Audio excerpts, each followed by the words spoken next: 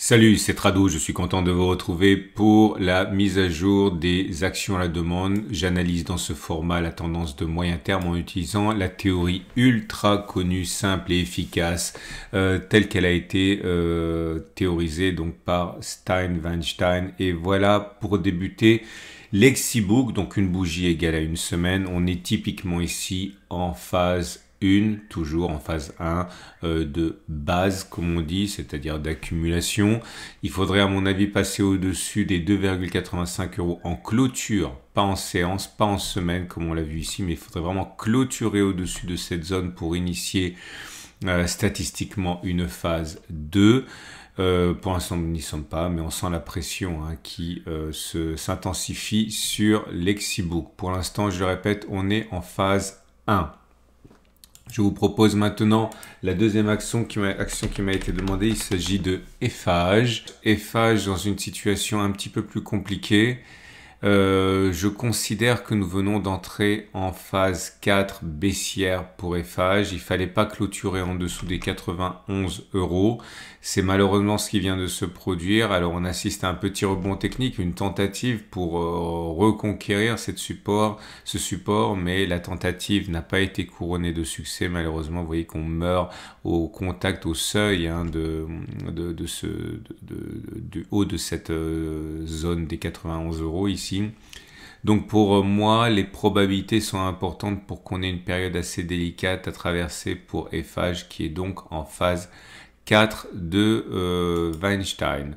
Troisième vidéo qui m'a été demandée, troisième action qui m'a été demandée, c'est Euronext. Euronext, qui est actuellement dans une situation intermédiaire. C'est la situation de base aussi, c'est la situation la plus pénible parce qu'il ne se passe pas grand-chose avant que les actions et les acheteurs se mettent un peu en mouvement. Vous voyez, on est en train de se lever entre une résistance à 71 € que je considère être a priori le seuil de passage en phase 2 et des plus bas qui n'ont pas été battus en brèche depuis. Bon bref, on est en train de latéraliser ainsi. C'est une phase d'accumulation, une phase neutre, phase surtout où il faut vraiment s'armer de patience. Quatrième action, Carbios. Et comme vous pouvez le voir, Carbios est plutôt en situation, on va dire, désavantageuse, puisque la phase 4 est actée. On est passé en dessous de la zone de support ici des 29 €. Rien à dire de plus. On était en phase 1, puis après on est passé subrepticement très rapidement en phase 2, et puis là, pas de miracle, on est sous la moyenne mobile à 30 semaines. Donc malheureusement, Carbios en situation de phase 4 pour le moyen terme, donc phase baissière. Valeo, l'avant-dernière action qui m'a été demandée.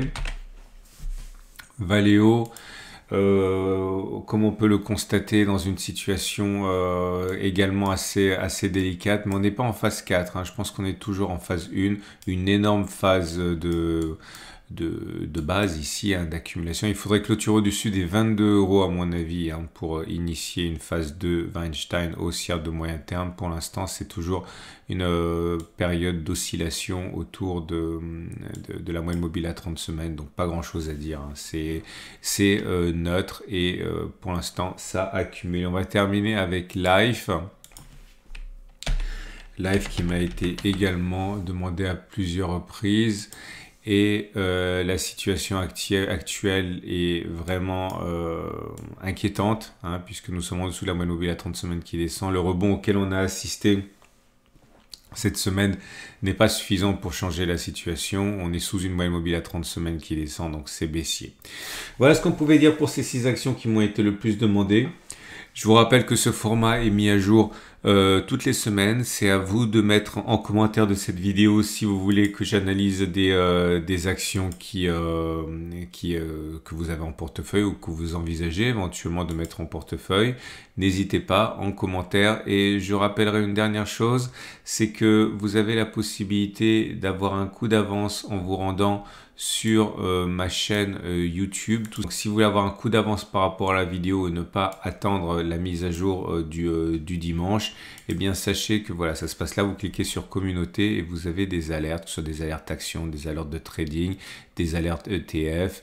Et là, vous voyez la dernière en date, c'était, laissez-moi regarder, c'était Lexibook justement, hein, il y a 5 jours. Bref, pensez à faire un tour sur mon site le soir et vous aurez un coup d'avance par rapport à la vidéo du dimanche. Excellente journée et à vos suggestions en dessous de la vidéo, j'analyse en priorité les actions qui me sont le plus demandées.